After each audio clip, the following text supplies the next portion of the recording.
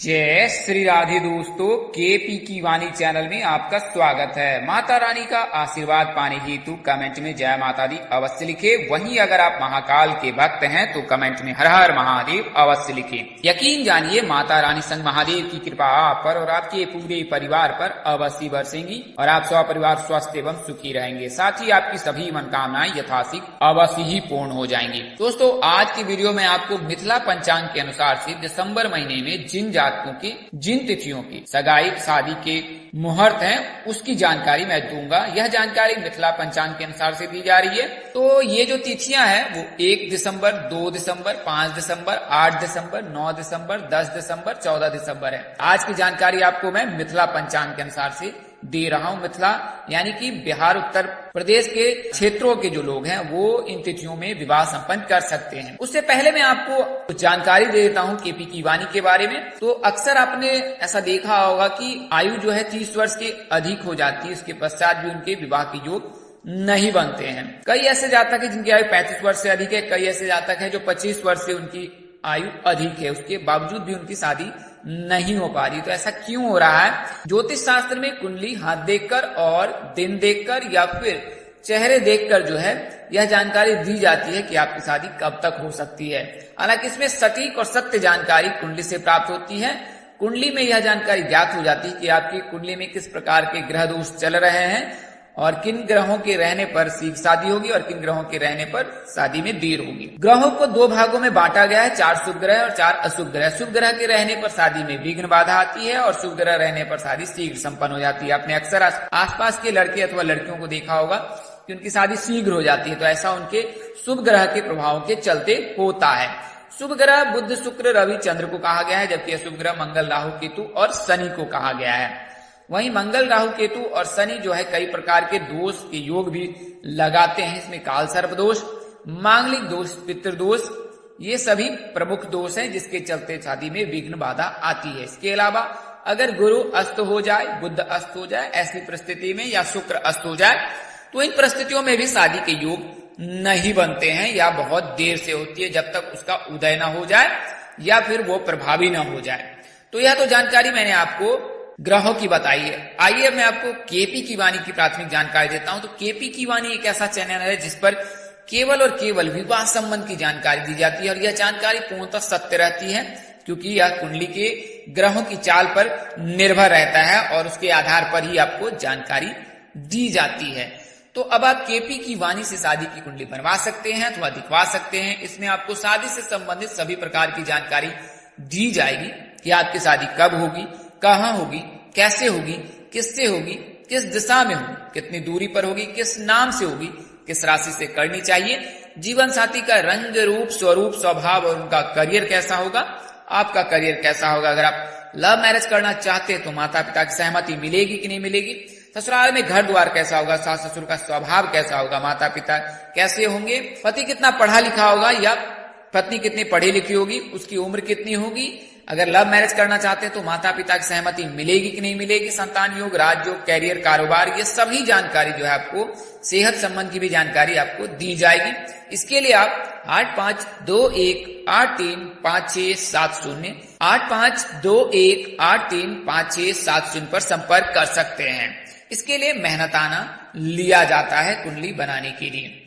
वहीं ऐसे जातक जिनकी शादी तय हो चुकी या तय होने वाली है, उन्हें मैं सलाह दूंगा कि आप अपने आसपास किसी प्रकांड पंडित अथवा ज्योतिष से संपर्क कर अपनी कुंडली मिलान अवश्य करा ले। इससे यह जानकारी ज्ञात हो जाएगी कि विवाह उपरांत आपका वैवाहिक जीवन कैसा रहने वाला है। कई परिस्थितियों में ऐसा देखा जाता है कि दंपत्ति के बीच अनबन रहती है, वो एक दूसरे की बात उन्हें पसंद नहीं आती है, उनके बीच हमेशा लड़ाई झगड़े होते रहते। तो ऐसा कुंडली मिलान के पश्चात नारी दोष, भक्कु दोष के चलते होता है या दोनों में से किसी एक जातक के मांगलिक रहने पर इस तरह की परेशानियां आती है। तो आप अपने नजदीक के किसी प्रकांड पंडित ज्योतिष से संपर्क करें, अन्यथा आप केपी की वाणी से संपर्क कर सकते हैं। हम आपको कुंडली मिलान कर पूर्ण जानकारी देंगे। वहीं ऐसे जातक जिनकी शादी हो चुकी है और उनके वैवाहिक जीवन में परेशानी है तो वो भी अब संपर्क कर सकते हैं और इसका निवारण करा सकते हैं। तो यह तो जानकारी मैंने आपको दी है। इसके अलावा अगर आप बच्चे की कुंडली बनवाना चाहते हैं, बच्चे का नामकरण कराना चाहते हैं, विवाह मुहूर्त, सगाई मुहूर्त, विदाई मुहूर्त गृह प्रवेश तिथि, संपत्ति क्रय तिथि, वाहन क्रय तिथि आदि तिथियों की भी जानकारी अब आप केपी की वाणी से उचित शुल्क पर प्राप्त कर सकते हैं। अगर सगाई मुहूर्त जानना है, विवाह मुहूर्त जानना है तो भी आप संपर्क कर सकते हैं। यह सभी जानकारी आपको नंबर दिए गए हैं, उपरोक्त नंबर मैंने आपको ऊपर दिए थे, फिर एक बार दोहरा देता हूँ, 8521835670 है। तो इस नंबर पर आप संपर्क कर सकते हैं। आइए अब आज के वीडियो में आगे बढ़ते हैं। तो मैं आपको कुछ प्राथमिक जानकारी देता हूँ कि इन बातों को आपको अपनी गांठ में बांध लेना है कि विवाह के लिए शुभ दिन कौन सा होता है। अक्सर हम ज्योतिष से सलाह लेते हैं और जब ज्योतिष से सलाह लेते हैं और दिन दिखाते हैं तो कभी कभार ऐसा होता है कि ज्योतिष जल्दबाजी में मंगलवार का दिन भी मान ले लेते हैं। तो आपको बता दें कि मंगलवार का दिन शुभ नहीं होता है और मंगलवार के दिन कभी भी कोई विवाह संबंध की मांगलिक कार्य नहीं करने चाहिए। बात करें तिथियों की तो द्वितीया, तृतीया, पंचमी, सप्तमी, एकादशी और त्रयोदशी का दिन शुभ होता है। बात करें मुहूर्त की तो अभिजीत मुहूर्त और गोधली बेला सबसे शुभ माना जाता है। अभिजीत मुहूर्त दोपहर में 11 बज के पश्चात और 12 बज के पश्चात यानी कि 48 मिनट का यह अभिजीत मुहूर्त होता है। वहीं गोधली बेला प्रातः काल के समय में होता है। शुभ लग्न राशि जो है वो मिथुन, कन्या और तुला है, जबकि शुभ तारा गुरु और शुक्र है। दोनों का उदय रहना बहुत ही अनिवार्य है। नक्षत्र की बात करें तो मृगशिरा, मघा, उत्तर फाल्गुनी, हस्त, स्वाति, अनुराधा, मूल, उत्तराषाढ़ा, उत्तर भाद्रपद, रेवती आदि शुभ नक्षत्र माने जाते हैं। इन नक्षत्रों में विवाह करना श्रेष्ठकर होता है। बात करें करण की तो बाबा, करणी, कौलव, तैतिला, गारो, वनिजा, करण आदि शुभ करण माने जाते हैं। शुभ योग बात करें तो प्रीति योग, सौभाग्य योग और हर्षण योग, तो सौभाग्य योग सबसे उत्तम माना जाता है। आइए अब मैं आपको उन नामों की जानकारी मैं दे देता हूं। तो पहली जो राशि है वो वृषभ राशि है। इनका नाम अक्षर बी, वी और यू से होता है। इनके राशि स्वामी शुक्रदेव हैं और आराध्य देव मां दुर्गा है, जबकि भाग्यशाली रंग इनका सफेद है और भाग्यशाली अंक इनके लिए 2 और 7 है। राशि धातु लोहा एवं सीसा है। राशि शुभ रत्न हीरा है। राशि स्वभाव स्थिर है। राशि अनुकूल शुक्रवार, बुधवार तथा शनिवार है। राशि अनुकूल रत्न हीरा, पन्ना तथा नीलम है। अनुकूल दिशा आपके लिए दक्षिण और पश्चिम है। राशि तत्व पृथ्वी है, जबकि राशि प्रकृति वायु है। तो किस दिशा में शादी हो सकती है वृषभ राशि के जातकों के, तो दक्षिण पश्चिम दिशा में होने के प्रबल योग रहते हैं। ससुराल की अधिकतम दूरी कितनी हो सकती है, तो यह राशि पर निर्भर करता है। वहीं अधिकतम जो है 100 किलोमीटर हो सकता है। किस नाम से हो सकती है शादी, तो PGSTH इनमें से किसी एक जातक के साथ आपके परिणय सूत्र में बंधने के प्रबल योग बन रहे हैं। इन नामों से आपके लिए विवाह प्रस्ताव आ सकता है और इनमें किसी एक जातक के साथ आप परिणय सूत्र में बंध सकते हैं। किससे करना सही रहेगा, तो मकर राशि के जातकों से विवाह करना आपके लिए श्रेष्ठकर होगा। अगली राशि वृश्चिक राशि है और इनका नाम अक्षर N और Y से होता है, 9 और य से। इनके राशि स्वामी मंगल है। आराध्य देव हनुमान जी है। भाग्यशाली रंग आपके लिए लाल है, जबकि भाग्यशाली अंक आपके लिए 1 और 8 है। राशि धातु तांबा एवं सोना है। राशि शुभ रत्न मूंगा है। राशि स्वभाव चर है। राशि अनुकूलवार मंगलवार, गुरुवार तथा रविवार है। राशि अनुकूल रत्न मूंगा, माणिक्य तथा पुखराज है। अनुकूल दिशा आपके लिए पूर्व एवं उत्तर है। राशि तत्व जल है, जबकि राशि प्रकृति कफ है। शादी किस दिशा में होगी, तो शादी दक्षिण दिशा में होने की संभावना प्रबल है। कितनी दूरी पर हो सकती है, तो जैसा कि मैंने आपको बताया है यह राशि पर निर्भर करता है। जीवन साथी के भाव में कौन सी राशि उपस्थित है उसके राशि पर निर्भर करता है कि कितनी दूरी पर आपकी शादी होगी। हालांकि अधिकतम जो 200 किलोमीटर, न्यूनतम 40 किलोमीटर हो सकता है। बात करें किस नाम से शादी हो सकती है, तो AESKG इस नाम से आपके लिए विवाह प्रस्ताव आ सकता है और इनमें किसी एक जातक के साथ आप परिणय सूत्र में बन सकते हैं। किससे विवाह करना उत्तम रहेगा, तो मिथुन राशि के जातकों के साथ आपका विवाह करना उत्तम होगा। हालांकि आप विवाह उपरांत या विवाह पूर्व एक बार कुंडली मिलान अवश्य करा ले। अगर कोई दोष लगे तो उसका निवारण भी अवश्य करा लीजिएगा। अगली राशि धनु राशि है। तो धनु राशि के जो राशि स्वामी गुरु हैं आराध्य देव श्री विष्णु नारायण जी हैं।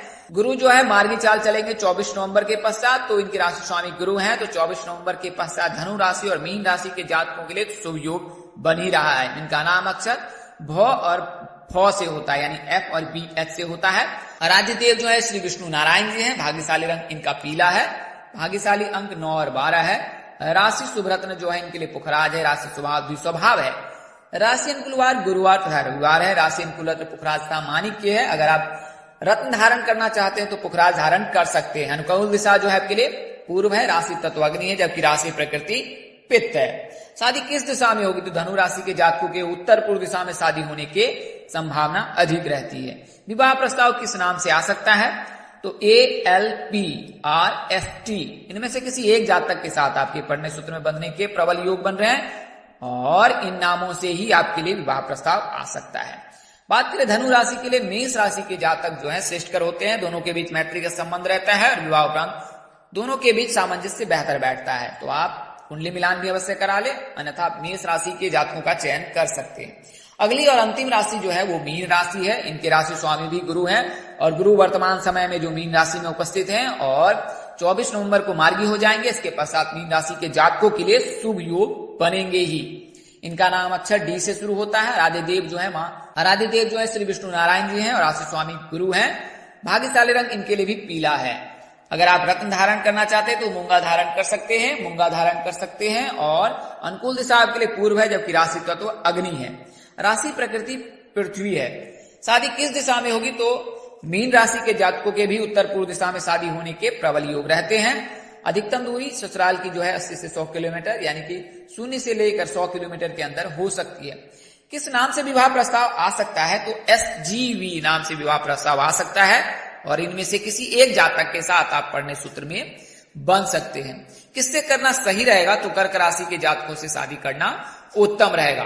तो दोस्तों, मैंने आपको 8 नामों की जानकारी दी है जिनके योग दिसंबर महीने में बन रहे हैं और यह जो जानकारी है आपको मिथिला पंचांग के अनुसार से दी गई है। अगर आप शीघ्र विवाह की हेतु उपाय जानना चाहते हैं तो आप हमें व्हाट्सएप करें, हम आपको शीघ्र विवाह हेतु उपाय अवश्य देंगे। साथ ही आपको मंत्र भी भेजेंगे, जिससे कि आप उन उपायों को करेंगे, उन मंत्रों का जाप करेंगे तो आपकी जो विवाह में आ रही बाधा है वो स्वतः ही दूर हो जाएगी। अगर काल सर्प दोष लग रहा है, पितृ दोष लग रहा है तो उसका निवारण अवश्य करा ले आप अपने स्थानीय पंडित अथवा ज्योतिष से संपर्क करके। ज्योतिष गणना के आधार पर आपको यह जानकारी दी गई थी, इसमें बदलाव संभव है। यह जानकारी आपको ग्रह राशि परिवर्तन, मिथिला पंचांग और विभिन्न ज्योतिष शास्त्रों के अनुभवों और अध्ययनों से दी गई है। इसमें बदलाव संभव है।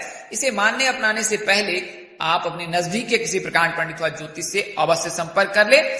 हमारा उद्देश्य महज आपको सूचना तक पहुंचाना था, आप इसे सूचना हेतु ही ले।